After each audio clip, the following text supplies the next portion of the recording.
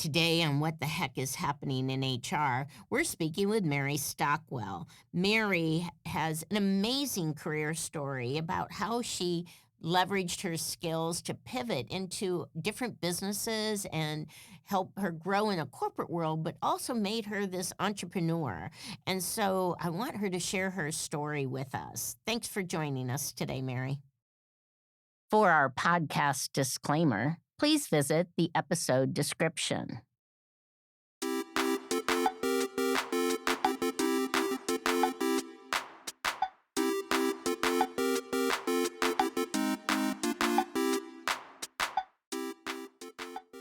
Today on What the Heck is Happening in HR, I'm welcoming Mary Stockwell. Mary and I have been friends for years. Mary, welcome to the podcast. Thanks so much for having me, Kelley. I appreciate you.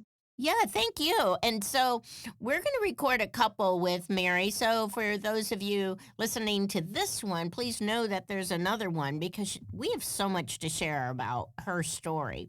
And that's where I'd like to start, Mary. Your career, you and I knew each other. I was in HR and you were in procurement. And I really want to talk about how you ended up where you ended up and where you are today and kind of what are those transferable skills and what were those items that said, I need to pivot because you're a successful business owner now. So give us that story so people can be inspired and understand that sometimes our path isn't always linear. I think it's really important to understand. So excelling in a male-dominated industry wasn't something that I learned. It was something that I lived. Mm. My grandmother ran a high-end luggage shop in Leamington, Ontario, Canada. She was known for her sharp business instincts. My mother was one of the first women realtors in Michigan, selling out subdivision after subdivision, outpacing her male counterparts. Wow. So I followed suit. You know, as a 13-year-old, I was the first female golf caddy at a private country club near my home. I also played hockey, softball, and golf, all which at that time were male-dominated sports. So when I became the first woman in a global procurement leadership role, it didn't really feel like a big deal. It actually felt quite natural to me. It became so much more important as I grew in the role and my profession and understood what the meaning of that really was. And what was that? What was that meaning to you? Well, I think being the first, it created an opportunity to really be a role model. Mm-hmm. I also had to really work hard to earn my place. And I did that by understanding data, precision, so understanding processes. And I had a deep love, still do, of solving complex problems. Mm-hmm. And in working in procurement, it gave me really a front row seat to how to run a business and how businesses run. It's one of the few roles that touches every function, every decision, every dollar. And it sharpened how I think, how I negotiate, and how I lead. I love that. I hadn't really thought about that with procurement. So tell us about, going and getting into procurement. How'd you end up there? I ended up there. I was doing my MBA at St. Leo University, and we were having. I was actually working in manufacturing at that time for Coca-Cola, and I was doing my MBA, and I had two really strong courses in, at that time, really called more of purchasing, but it was just at that time teetering more from a tactical role to a strategic role. And so I went to the purchasing manager at the facility that I worked at, and I asked him a few questions, which he had a really hard time answering. And he goes, but I have these magazines. And they were procurement magazines. And so I started reading these magazines, and I said, this is exactly what I want to do. And so I pivoted at that time really from operations to procurement pretty quickly. Mm-hmm. And started focusing my education really on and then my experience. So I went from the food and beverage manufacturing into pharmaceutical manufacturing, and grew in that role really quickly. And my appetite was strong. I wanted to learn. I already understood the manufacturing part. Mm-hmm. So the procurement part was new. So and it was new to everybody, right? So because it was shifting from tactical to strategic and viewed in an organization, much more to be able to help not only the bottom line, but the top line as well. Mm-hmm. So there were so many things going on in the industry at that time. It was a perfect time for my skill set. Mm-hmm. And so let's talk about your education a bit and how you used it. And you continued, as you mentioned, you got your MBA. And I know you got awards when you and I both worked at Cardinal Health, which were well earned. And I was glad to see you get that recognition. But tell me how your education helped you or didn't, but you continue learning because you've picked up a whole bunch of different certifications. And why do you do that if you've got your MBA? Oh, such a great question. And I actually get asked that quite often.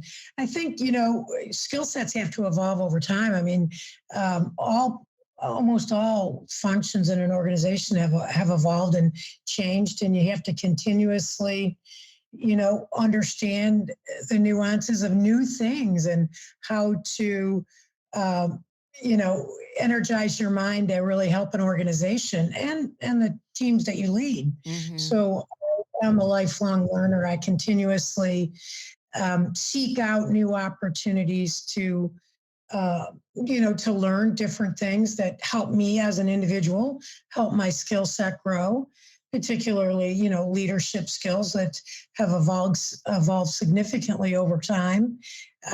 Growing up in male dominated areas, I think, that you were very direct and very results oriented.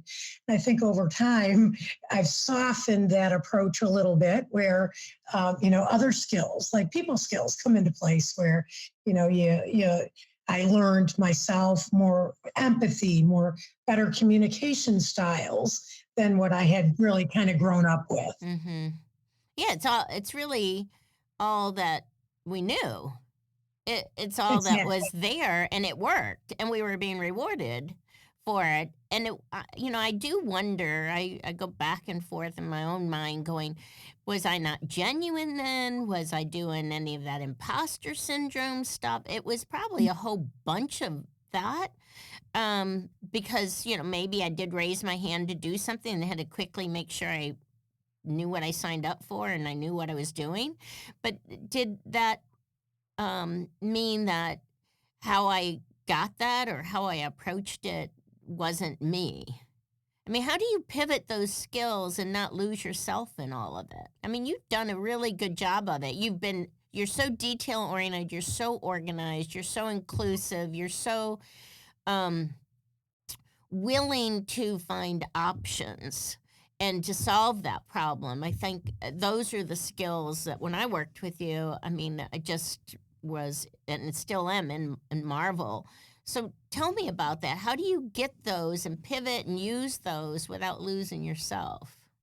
Wow, thank you so much for those compliments. I appreciate it, and I work hard at those things. And I've always been one. I think similar to you, Kelly, where I put my hand up. I love to learn and do new things, right? So, and I love to problem solve. So, if there's something, and I was often given opportunities that nobody else wanted, Mm-hmm. right?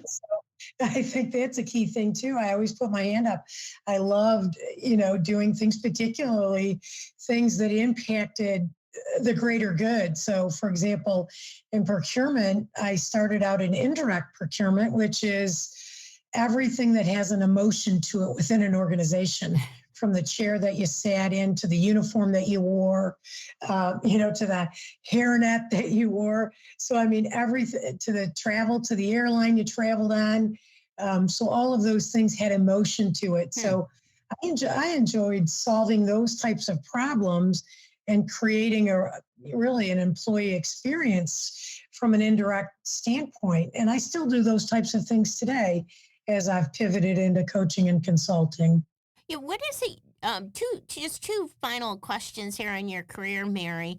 One, let's just start with the one here, and that is, what is it you think's been your one or two traits or characteristics or points of knowledge that have really helped you pivot at each one of these turns of growth? Oh, wow. That is a powerful question. I think curiosity Mm, um, would be one of them. And I think resilience is another one. Sometimes you get knocked down and you have to get back up. yeah. And so curious to always want to know more, want to learn more. And resilience, I think, is, so relevant even in today with everything that's going on in the world. Yeah, no doubt. And then, Mary, tell me what is something you could share for anyone thinking of starting their own business? Buckle up. Buckle up I for mean, safety.